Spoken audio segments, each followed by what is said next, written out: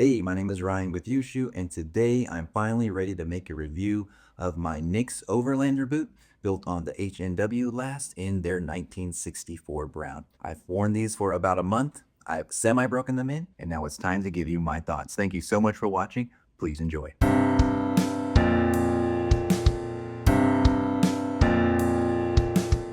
I want to give you the reason why I purchased this boot because I think it's important as I go over the review. Basically, it comes down to two main reasons. First, I'm looking for the ultimate hiking boot. My wife and I are planning a couple of trips. We're going to be doing some intense hiking in the next year or so, and I want to break in a boot that's just going to last forever and that I can just have for the rest of my life as the ultimate hiking boot. And as by the name suggests, this is the Nicks Overlander boot, and I think it might be that boot, but we still have to see if that's the case. The other reason I want to do it is, as a boot YouTuber, I think we're called, I like to favor the value brands, the brands that are newer. There's not a lot of reviews on them. I like to favor these companies because I think we need more information about them. When it comes to Nicks boots, there is plenty of information about them. Likely this will be the worst review of Nicks boots you watch today. But I think it's important for me to have as many different boots, as many different boot lasts as I can get, because then it helps me to compare these value brand boots and explain them a little bit better to you. So this is part of my boot journey, so to speak, of seeing what I can learn from this boot brand and how it relates to some of the more affordable options that I cover, because that's not going to stop. I love covering the affordable options of boots that are available. So in this video, what will we look at? Well, we'll do a deep dive into the QC of the boot, and I think I kind of won the lottery on the QC of this boot. I'll tell you about that in just a moment. We'll also go over the leather. This is a really highly regarded leather, this 1964 leather, so we'll talk a little bit about that and what I think it's really good for. We'll do sizing, of course, and do a top-down shot of the boots so you can see if they would work for you and what size you should get. We'll talk a little bit about lead times and my opinion on the lead times to get these boots, and then we'll do a conclusion, kind of a wrap-up, basically summarizing the video and what I really think about the boots. So first of all, let's dive into the QC of this boot. So I alluded to this earlier, but the QC of this boot is just like absolutely outstanding. Because I had to wait so long for this boot, I watched so many different Nicks videos, and I think my double row stitch down on these boots is the best that I have seen. So I am super stoked about that. It's almost Viberg-esque, believe it or not. Now, it's not perfect. These boots aren't made to be perfect. These are made for more work, but I was super stoked about that. Maybe I'm seeing these through road color glasses, but I really am very happy with how the QC turned out on this boot. These are just such beefy boots. V100 lug is it's a pretty firm, but I mean, you feel like you can go anywhere with these boots. The double row stitch down, the screws that go through the soles here, I mean, they have really a lot of built-in redundancies in this design. I have engineered products before. I've worked as a product engineer, and you're always trying to build in redundancies. And with that double row stitch down, the rubber slip sole, the glue, of course, that's used in creating this boot, and then those screws, I mean, this is not going to fail. At least I could not find a video of a Nicks boot failing out, while it was doing work. Now, maybe they're out there, I just didn't look hard enough. Maybe I just watched the Nicks resoling videos, and they're definitely not going to show that, but just really awesome that they're nailed heels, super thick. This is a chunky boot. It's a wide boot, and I don't mean the last being wide, and we'll talk about how this last fits, this H&W last, but what I mean is because of how it's sanded, because they make it so you can resole them fairly easy, fairly easy. They just give you a lot of room here, so it's a very chunky, very wide boot. I mean, you have a little separation on the heels, and I'm sorry, it's winter time out here in the Midwest, so I've been using these as my winter boots. And they don't say to use these as winter boots, but I've been doing it. It helps it just kind of break in. I've had these boots completely soaked in snow and water, and so some of the ice, they use a ton of salt here in the Midwest, and it's kind of creeping up there, and I didn't clean these up. I mean, will I ever clean these boots up? I don't know. These boots are made to just break in and just rock the look of them. So really happy with the QC. All the stitches look really amazing. Everything looks nicely sanded. The speed hook, the hardware, the tongue, everything just feels like it is overbuilt. It feels like you were building something to last a lifetime with this boot, and the quality is really good on the stitching, at least on the boot that I got. Now I've seen on like my whites boots, they have that different type of wilt that's folded over my MP Shermans and the single stitch, and they're like, they jump with how many stitches they use per inch. And this one does too a little bit. As they go around the curve, it gets tighter, but it's not as noticeable. With the whites, they're way more noticeable, and I don't really care. We're not nitpicking these things. These are handmade boots. I know you can go and get handmade boots that are perfect, but for everything, for what it's worth, this is great. This is really, really good. When it comes to the heel counter, I've seen videos about how people think this heel counter should be bigger, that it's shrunk over time. You know, the aesthetics of it does look like it could be a little bit bigger, and that thick veg tan heel counter that's, you know, encapsulated by this piece of leather, that could be taller, but because of how nice this curve is and how this breaks into your ankle area, I don't have any heel slip with this. So it feels nicely supported. It feels like I have, you know, I can have a tractor hit this and I'd be okay. Don't recommend, but it just feels like it has the support it needs. It could maybe cosmetically be a little bit bigger, but to my eyes, it looks fine. That looks really good. And I'm just gonna stop talking about that because I'm forgetting what to say about it. And then I'm losing a bunch of dirt here. So sorry about that. I didn't clean these boots up. I just wore them, and now you are seeing them. Let's jump to a little bit about the leather of the boot. So the leather of the boot, and the best way to see the thickness of this leather, I think, is to look at the tongue.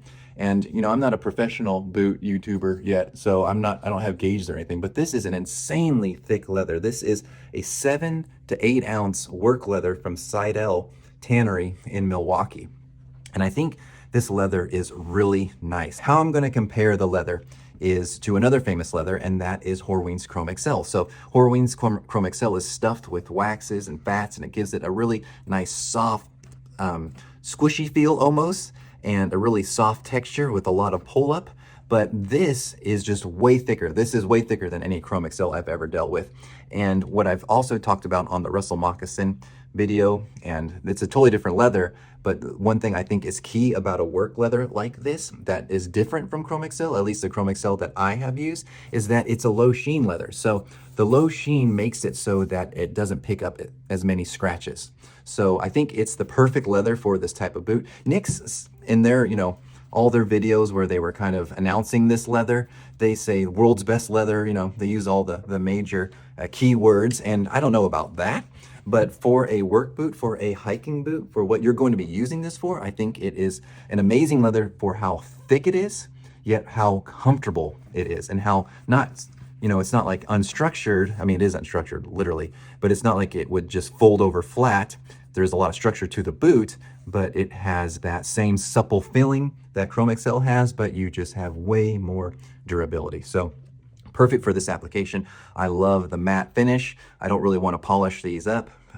This style up, maybe you do, and then you would want more of a Chrome XL leather, but this 1964 leather, it's everything they've advertised, and it's cool that it's, you know, tanned in Milwaukee, USA. One thing, I have to put the boot on when I talk about sizing. I don't know, it just helps me remember what I wanted to say about the boot sizing, but these boots take me forever to lace up, so I've already laced them up.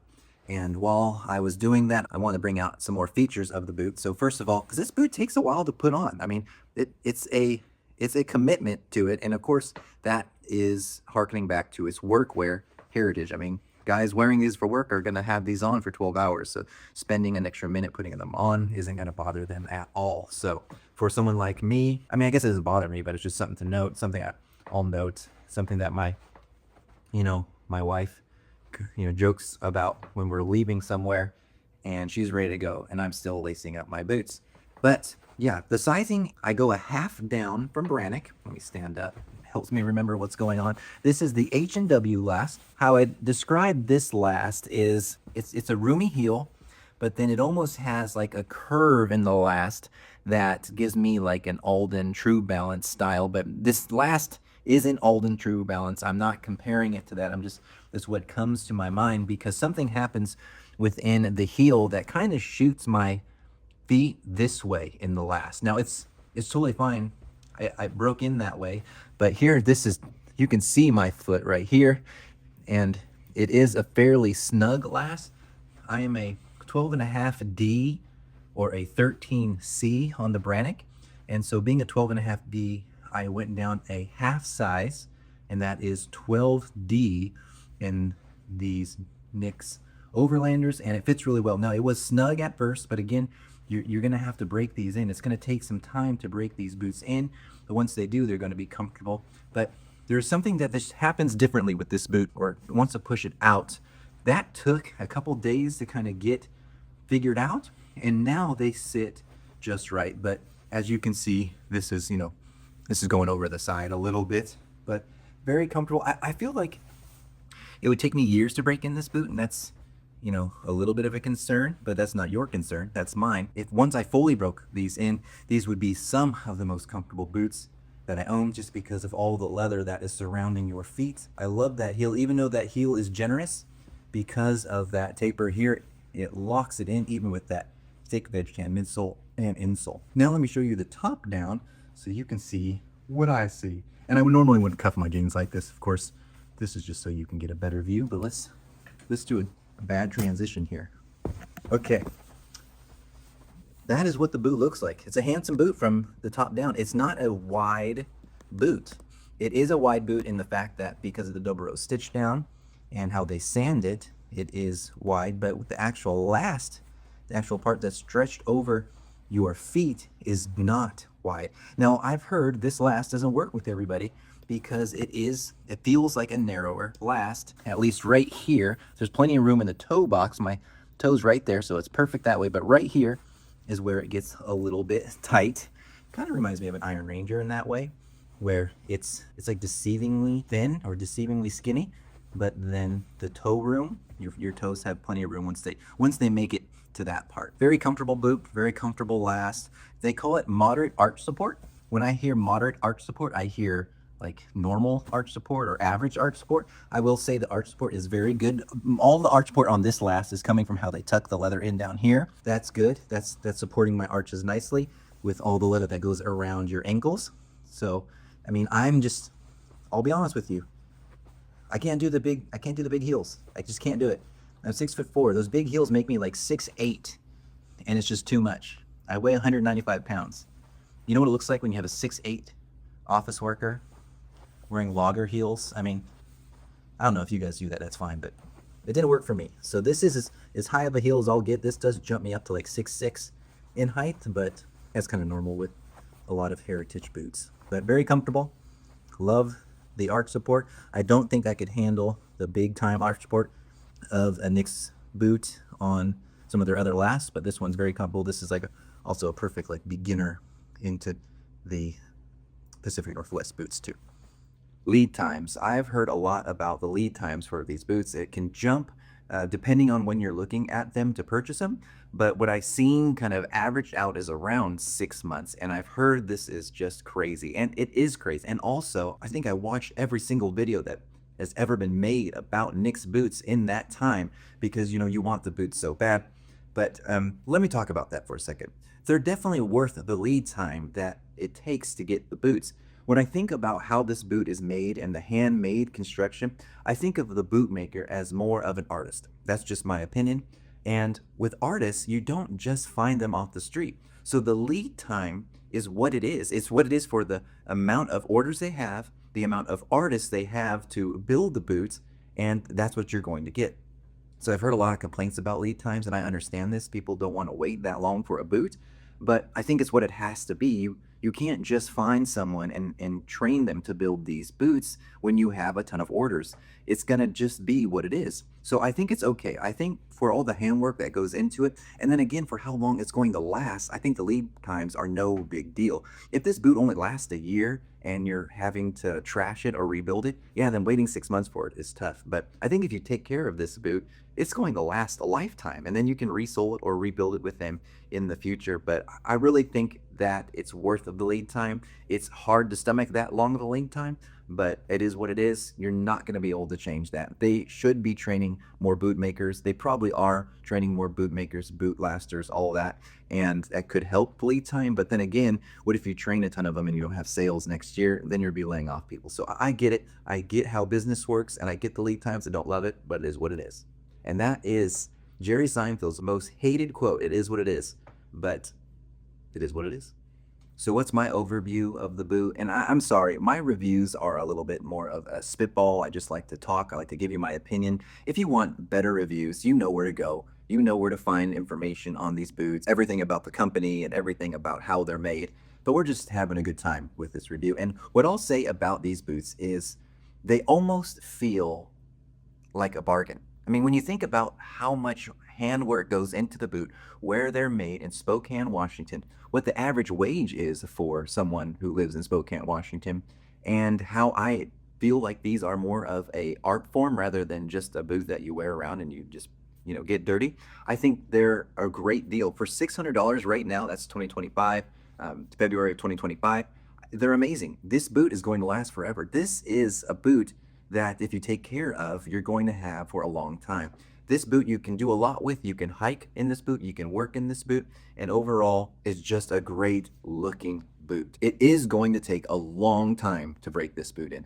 I suspect that it would probably take me a couple years with the amount I wear of boots. With someone who's working in them, maybe a couple weeks. But once you do, it will be extremely comfortable, and you'll know that you have a ton of support, a ton of protection around your feet. So again, this is a great boot. This is a grail boot for some people. Nicks is building some of the best boots you can buy, period, and you won't regret it even if you have to wait the 6 months to get it. Try the used market. Maybe you can find someone who got a pair of boots that were the wrong size. That maybe will help with the lead times and with the cost. But it's an awesome boot. This might even be a boot that you will pass down to the next generation. So let me know if you have any questions about Nicks boots, these boots in general, or just any questions about any other boots that I reviewed. I try to get back to them. I can't get back to everything now, but I appreciate your support.